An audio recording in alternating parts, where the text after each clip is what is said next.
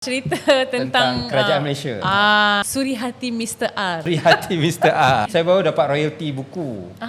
Okey. Tapi saya tengok royalty saya kata kalau saya tulis cerita Surihati Mr. Pilot dah kaya raya lah. Mestilah. Tulis cerita buku serius dia tak serius, kaya lah. Boleh buat. Boleh buat. Hati Mr. R.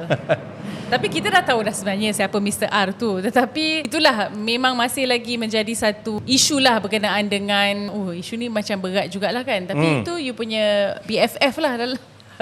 Jadi saya ingat isu ni, yalah, saya ingat orang tertanya-tanya. Yang kita tengok ada komen. Sebenarnya Ramadan buat dulu kot. Okey, sebenarnya memang YB Rafizi dah, Victor Chin, and then Rafizi tapi ulas. Rafizi dia ulas sahaja. Dia tidak pun cakap siapa-siapa siapa-siapa kan. pun. Lepas tu ada seorang yang juga R. Ya, dia terus buat Ramadan PC. melompat dan dia menyerang Rafizi di dalam dia punya sidang media tu lah. Jadi yelah, skandal ni skandal mafia korporat ni lah. So basically it's just the buying of pembelian stok lah.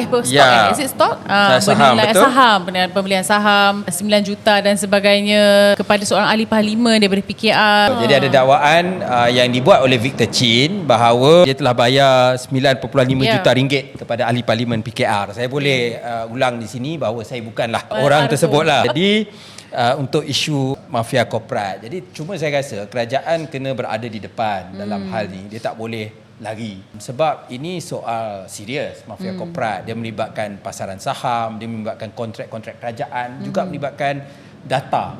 Yang ni syarikat-syarikat yang terlibat ni banyak dapat tender-tender kerajaan. Dia kira ni wang-wang ni semua untuk wang kautim lah. Kalau untuk rakyat faham mafia korporat ini adalah itulah. Ya, dia guna untuk tu. Dan kalau kita tarik, kalau kita ikut balik cerita-cerita dakwaan yang timbul daripada Bloomberg dan sebagainya, apa yang mereka lakukan, makna dakwaan dia ialah dia ada hubungan dengan SPRM.